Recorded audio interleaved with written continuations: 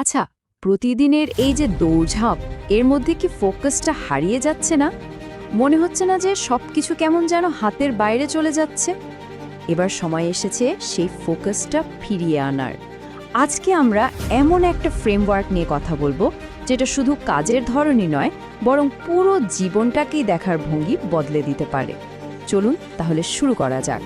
একটা খুব সহজ প্রশ্ন দিয়ে শুরু করি, কেমন? আচ্ছা, আমাদের সারা দিনের এনার্জিটা ঠিক কোথায় যায়? কখনো কি এমনটা মনে হয়েছে যে দিন শেষে আমরা একদম ক্লান্ত, কিন্তু সবচেয়ে জরুরি কাজগুলো ওগুলো ঠিকই বাকি রয়ে গেছে? কেন হয় এমনটা? দেখুন, আমরা সবাই কিন্তু সারাদিন কিছু না কিছু করছি, একটা অদ্ভুত দৌড়ের মধ্যে আছি, তাই না? কিন্তু এই যে এত ব্যস্ততা, এটা কি সত্যি আমাদের লক্ষ্যের দিকে এক পাও এগিয়ে নিয়ে যাচ্ছে, নাকি আমরা শুধু একই জায়গায় ঘুরপাক খাচ্ছি? মানে ব্যাপারটা কি সিঁড়ি দিয়ে ওপরে ওঠার মতো, নাকি শুধু এক জায়গায় দাঁড়িয়ে দৌড়ানোর মতো?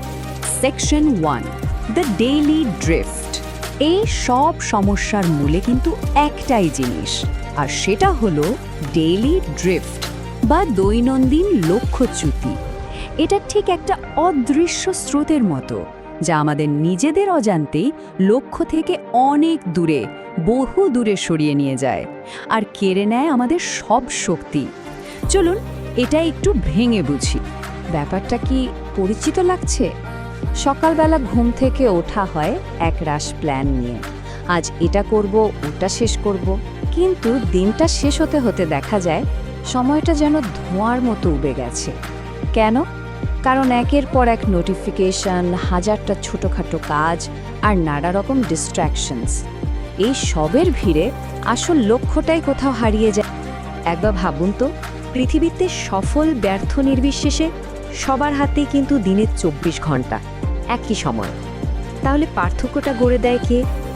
পার্থক্যটা হয় আমাদের সিদ্ধান্তে, আমাদের পছন্দে। আমরা এই 24 ঘন্টাটাকে কিভাবে ব্যবহার করছি তার উপরেই কিন্তু লেখা হয় সাফল্য আর ব্যর্থতার গল্পটা।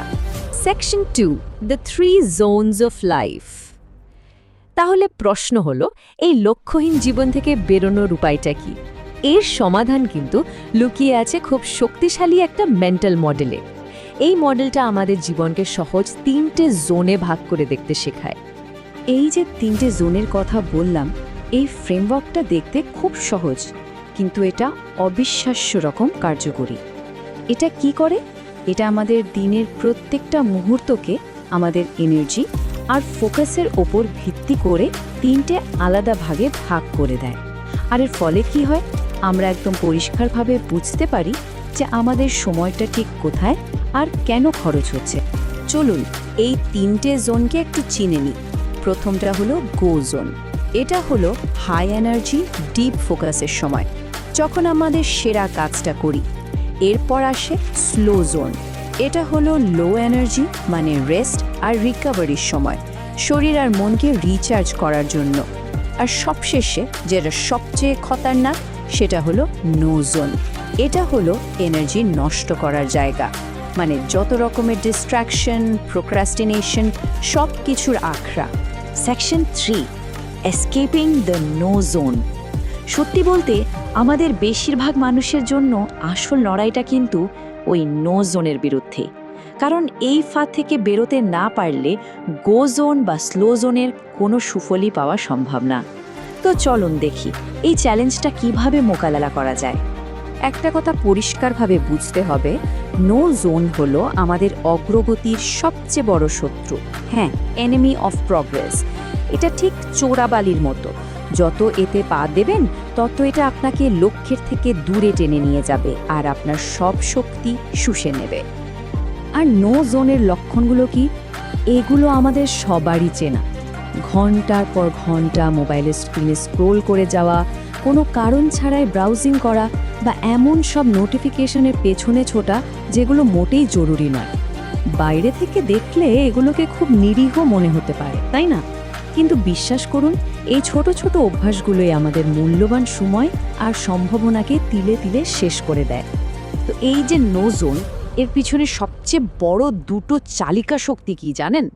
উত্তরটা খুবই সহজ আর একদম সোজা সাপটা, মোবাইল ফোন আর টিভি। এই দুটো ডিভাইস আমাদের মনোযোগকে লিটারালি হাইজ্যাক করে নেয় আর আমাদেরকে ঠেলে দেয় নো জোনের গভীর থেকে গভীরে।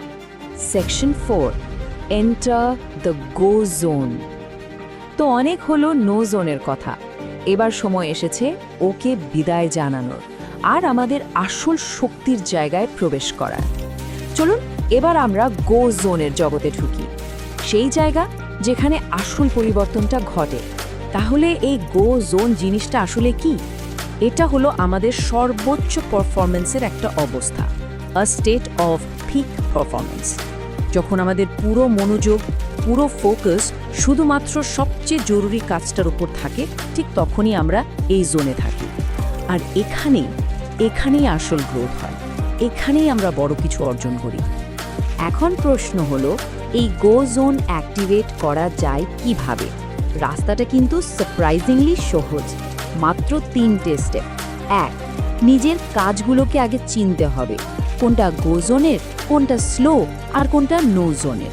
2, নিজের চারপাশ থেকে অন্তত একটা বড় ডিস্ট্র্যাকশনকে সরিয়ে ফেলতে হবে, মানে এলিমিনেট করতে হবে।